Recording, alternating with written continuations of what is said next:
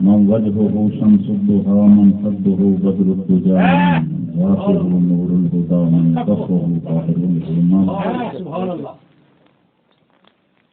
أكبادنا مجروحة من سيف هجر المصطفى. أكبادنا مجروحة من سيف هجر المصطفى. طوبى لأهل بلدة فيها النبي المختصر. يا ليتني كنت كمن يتبع نبيا عالما يوما وليلا دائما والرزق كذلك الكرم. سبحان الله. يا رحمة للعالمين أنت شفيع المذنبين أكرم لنا يوم الغدين فضلا وجودا والكرم. يا رحمة للعالمين أدرك لذين العابدين محبوس أيدي الظالمين في الموكب والمزدحم. الحمد لله رب العالمين والعاقبة للمتقين والصلاة والسلام على سيد الأنبياء والمرسلين. أما بعد فأعوذ بالله من الشيطان الرجيم. بسم الله الرحمن الرحيم. إن الله وملائكته يصلون على النبي يا أيها الذين آمنوا صلوا عليه وسلموا تسليما. اللهم صل على سيدنا ومولانا محمد وعلى آل سيدنا ومولانا محمد وبارك وسلم عليه. الصلاة والسلام عليك يا سيدي يا رسول الله وعلى آلك وأصحابك يا سيدي يا حبيب الله. الصلاة والسلام عليك يا رحمة للعالمين وعلى آلك وأصحابك يا شفيع المذنبين. الصلاة والسلام عليك يا جد الحسن والحسين وعلى آلك وأصحابك يا جد غوث الحسن. بندہ پروردگارم امت احمد نبی دوستدار چہار یارم تاج اولاد علی مذہب حنفیہ دارم ملت حضرت خلیل ہاتھ پائے غوث اعظم زیر پایا بعد الحمد والصلاۃ. آج کی یہ تقریب سعید جو سلسلہ ایصال ثواب انعقاد پذیر ہے، میں اور آپ خوش قسمت ہیں کہ اللہ اور اس کے رسول کی باتیں سن اور سنا رہے ہیں. ایصال ثواب کی اس مجلس میں حاضر ہیں. اللہ تبارک و تعالی ہماری حاضری کو اپنی بارگاہ میں قبول فرمائے. کیونکہ وقت جو دعا کا دیا گیا تھا وہ تو ہو چکا ہے. اب میں زیادہ دیر آپ کی سمع حراشی نہیں کروں گا. میں کوشش کروں گا کہ انتہائی مختصر، مگر کیونکہ جمع جو ہوئے ہیں بیٹھے ہیں تو کوئی ایسی بات لے کے جائیں جس کا مجھے بھی فائدہ ہو، آپ کو بھی فائدہ ہو، مجھے سنا کے فائدہ پہنچے، آپ کو سن کے فائدہ پہنچے. سبحان اللہ. اور پھر یہ مجالس جو ہم انعقاد پذیر کرتے ہیں، یقیناً ان مجالس کا اصحاب قبور کو فائدہ بھی پہنچتا ہے. اور اگر کوئی اچھی بات بندہ لے کے جاتا ہے، اس پہ عمل کرتا ہے، تو جب تک وہ عمل کا سلسلہ جاری رہے گا، اس مرنے والے کے لیے جس کی وساطت سے محفل سجی، اس کے لیے وہ صدقہ جاریہ بن جائے اور اس کی قبر ٹھنڈی ہوتی رہے گی، اس کی قبر روشن ہوتی رہے گی، اس کی قبر پہ رحمتوں کا نزول ہوتا رہے گا. کیونکہ حضرت علامہ نے گفتگو شروع کی، ان کے پاس وقت اتنا تھا، مختصراً انہوں نے بات کی. میں بھی اسی بات کو مختصر آگے بڑھاتا ہوں تاکہ دونوں کی بات مل کے آپ کی ذہن میں کوئی بات پڑ جائے. ایصال ثواب، جو آدمی اس دنیا سے چلا جائے، اس کے جانے کے بعد ہم زندوں میں سے کوئی آدمی نیکی کا کام کرے، قرآن پڑھے، نوافل پڑھے، صدقات و خیرات کرے، کوئی اچھا کام کرے، رستہ بنوائے، کنواں بنوائے، مسجد بنوائے، کوئی یتیم، غریب، مسکین، بیوہ کی مدد کرے اور اس کا ثواب، اس کا اجر اس مرنے والے کو ایصال کرے، اسے پہنچائے، تو رب تبارک و تعالی وہ ثواب اسے عطا کرتا ہے، اور اس کی منشا کے مطابق جس طرح وہ بندہ اپنے رب کی بارگاہ میں عرض کرتا ہے مولا نوافل میں نے پڑھے، ثواب میری اماں جان کو پہنچا دے، میرے ابا جان کو پہنچا دے، میرے بھائی جان کو پہنچا دے، میری ہمشیرہ محترمہ کو پہنچا دے، میرے بیٹے کو پہنچا دے، میری بیٹی کو پہنچا دے، میرے فلاں فلاں عزیز کو پہنچا دے، تو رب العالمین اس کا ثواب انہیں عطا فرماتا ہے، اور ثواب عطا فرما کے ان کے گناہوں کی مغفرت فرماتا ہے، ان کے درجے بلند کرتا ہے، اور ان کے نامہ اعمال میں نیکیوں کا اضافہ کرتا ہے۔ اب یہ بات اگر میری ہو، حضرت علامہ کی ہو، اخلاق صاحب کی ہو، تنویر انجم صاحب کی ہو، یا کسی اور عالم دین کی ہو، اس کو رد کیا جائے، مگر یہی بات اگر مدینے کے تاجدار کی زبان سے نکلی ہو تو پھر اس پہ من و ان یقین رکھنا یہ انتہائی ضروری ہے، کیونکہ آقا کی زبان سے جو نکلتا ہے وہی اگر سرکار فرما دیں یہ قرآن ہے تو قرآن بن جاتا ہے، حضور فرمائیں میری بات ہے تو حدیث بن جاتا ہے۔ تو آقا کی زبان سے نکلنے والے کلمات بڑے عظیم ہوتے ہیں، ان کی بڑی شان اور بڑی مرتبت ہے۔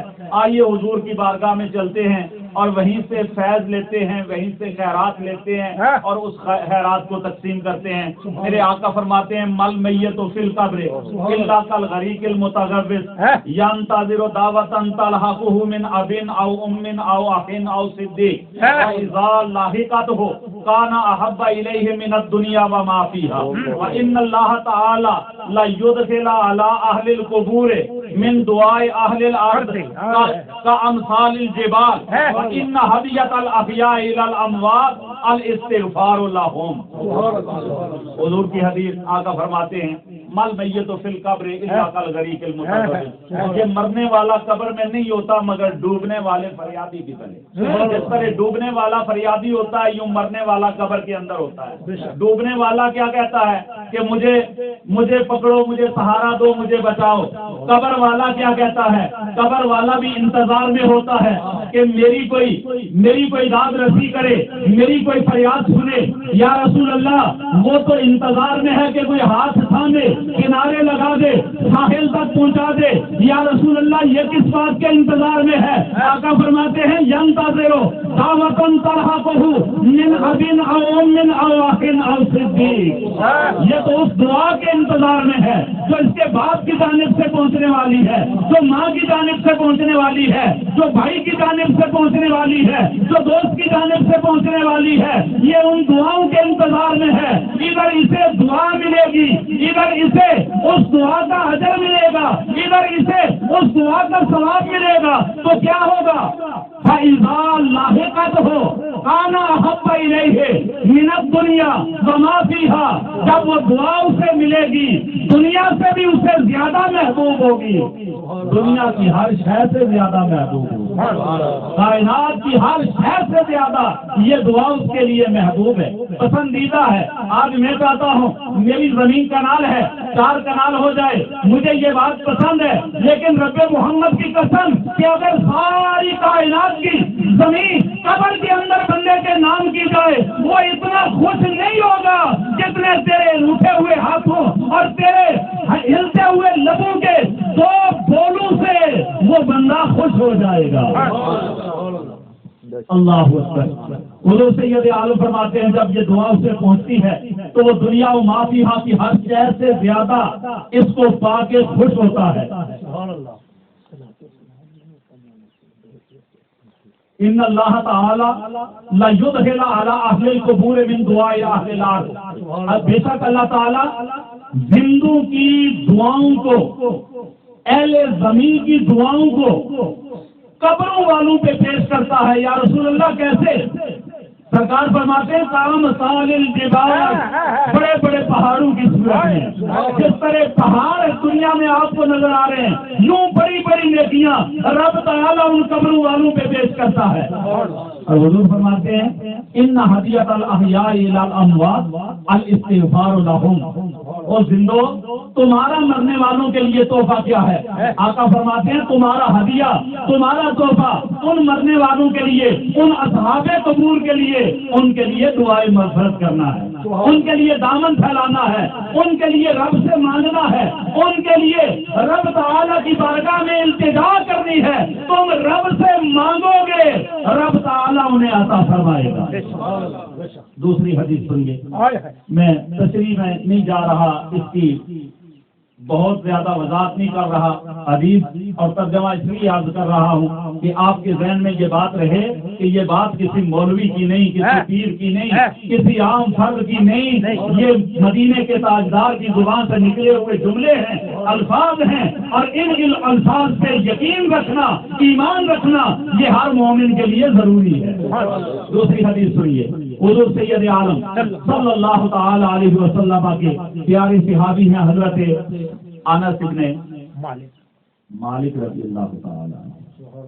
یہ وہ صحابی ہیں جو حضور کی خدمت میں 10 سال تک حضور کے خادم بن کے، غلام بن کے حضور کے گھر رہے، حضور کے گھر کے کام کاج کرتے رہے. اور یہاں ایک بات رک کے عرض کیے دیتا ہوں، جب 10 سال تک خدمت کی، 10 سال خدمت کرنے کے بعد حضور سید عالم کی اخلاق کریمہ کا نقشہ یوں پھینکا کہ اے میرے ساتھیوں، میں نے 10 سال تک حضور کے گھر کا کام کاج کیا، حضور کے گھر میں رہا، حضور کے ماتحت رہا، حضور کے حکم کے تحت کام کرتا رہا، لیکن کملی والے آقا نے مجھے کبھی بھی 10 سالوں میں اف تک نہیں کہا.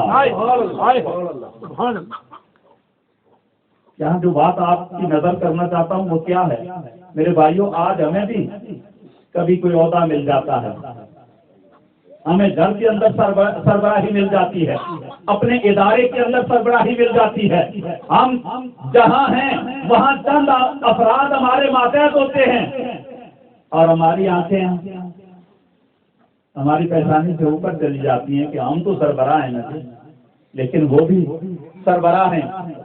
اللہ اکبر کہ آقا کریم علیہ الصلوۃ والسلام 10 سال کے عرصے میں کبھی اف تک بھی نہیں کہا. اخلاق کریمہ کی یہ مثال شاید دنیا میں کہیں اور آپ کو، لیکن ایسا ممکن نہیں.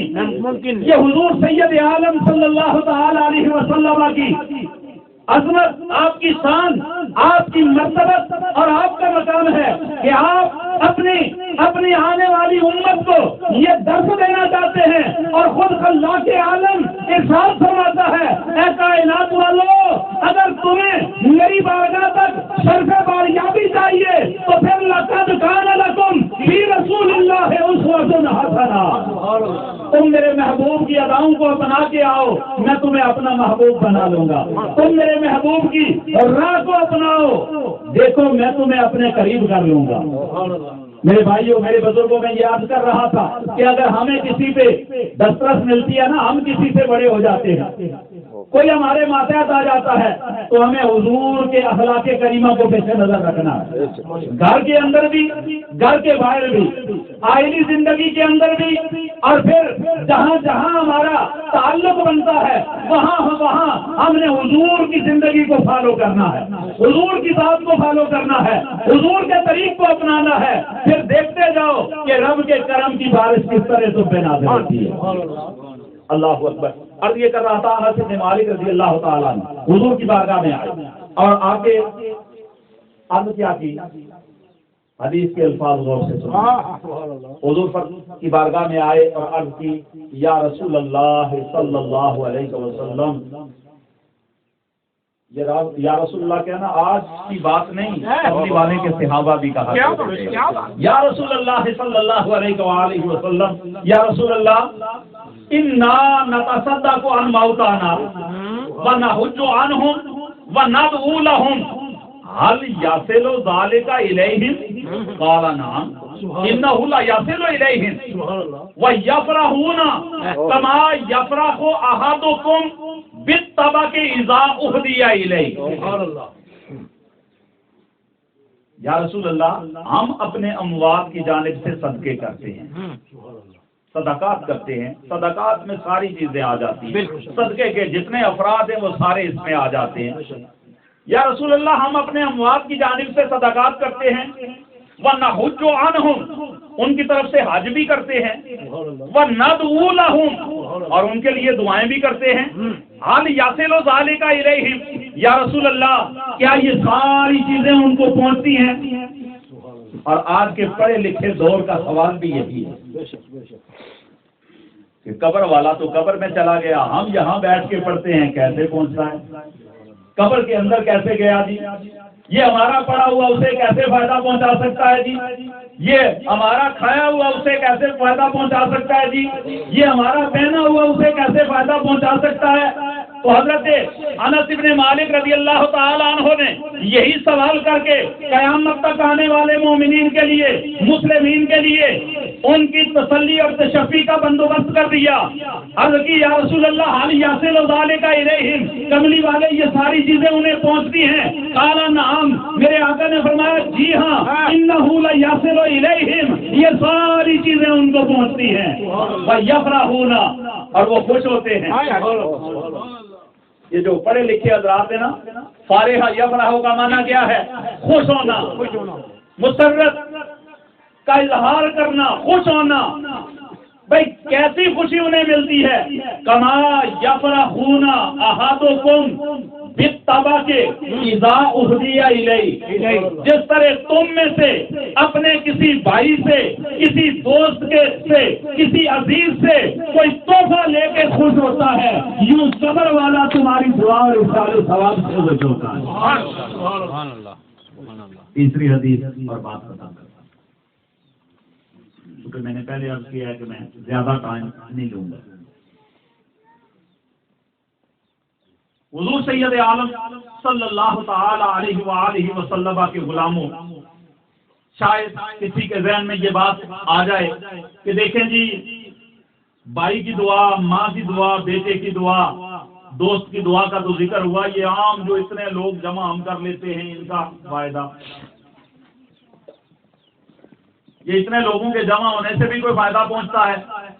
آئیے حضور کی حدیث، آقا کریم علیہ الصلوۃ والسلام فرماتے ہیں امتی امت مرحومہ، میری امت رحم کی گئی امت ہے، مرحوم امت ہے۔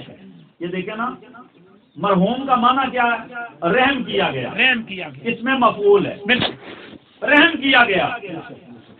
یہ ادھر ہمارے کسی مومن بھائی کی، مسلمان بھائی کی جان نکلتی ہے، روح اور جسم کا رشتہ ٹوٹتا ہے، تو ہم فوراً مسجد میں کھڑے ہو کے اعلان کرتے ہیں کہ جناب فلاں ابن فلاں مرحوم کی نماز جنازہ اتنے بجے۔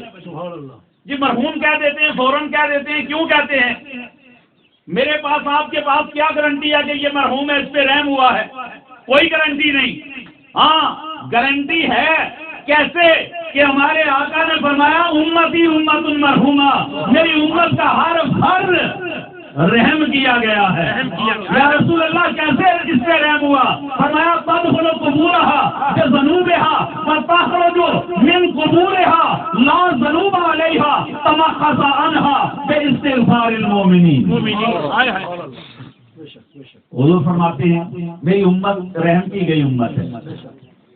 تدخل قبورها بذنوبها یہ اپنی قبروں میں جائیں گے، گناہ کی گٹھڑی لے کے جائیں گے، گناہ اٹھا کے جائیں گے، گناہوں سمیت قبر میں جائیں گے۔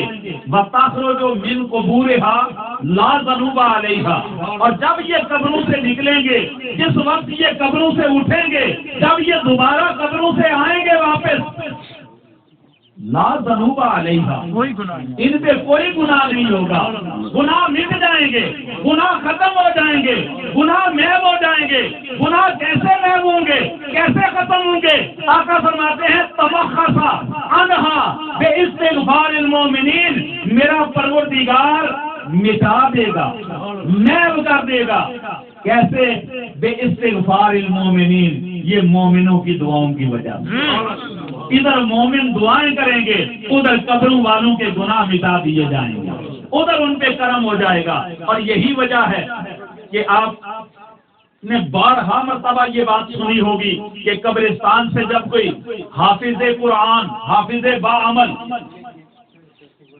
عالم با عمل، قرآن و حدیث کو جاننے والا اور ان پہ عمل کرنے والا، صرف جاننے والا ہی نہیں، جاننے والے کی بھی شان ہے، لیکن جان کے اس پہ عمل کرنے والے کا بڑا مقام ہے۔ کتنا مقام ہے حضور کی زبان سے سن لیجئے۔ آقا فرماتے ہیں جب کوئی عالم با عمل، کوئی حافظ قرآن با عمل جب قبرستان سے گزرتا ہے نا، تو اللہ تبارک و تعالی اس قبرستان والوں کے سے 40 دن تک عذاب کو اٹھا دیتا ہے۔ بس جو بات میں آپ کے ذہن تک پہنچانا چاہتا ہوں شاید اس نیج تک اب پہنچ گئے۔ حافظ قرآن گزرا، عالم دین گزرا، نیک نمازی پرہیزگار گزرا، قرآن کو جاننے والا، قرآن سے اپنی نسبت قائم کرنے والا جب گزرا، اس کے گزرنے کی برکت یہ ہے، اس کے گزرنے کا مقام یہ ہے کہ وہ قدموں کے ساتھ گزر گیا، اس نے پڑھایا کچھ نہیں، وہاں رکا نہیں، ہاتھ اٹھائے نہیں، فقط قبرستان سے راستہ تھا، گزر گیا۔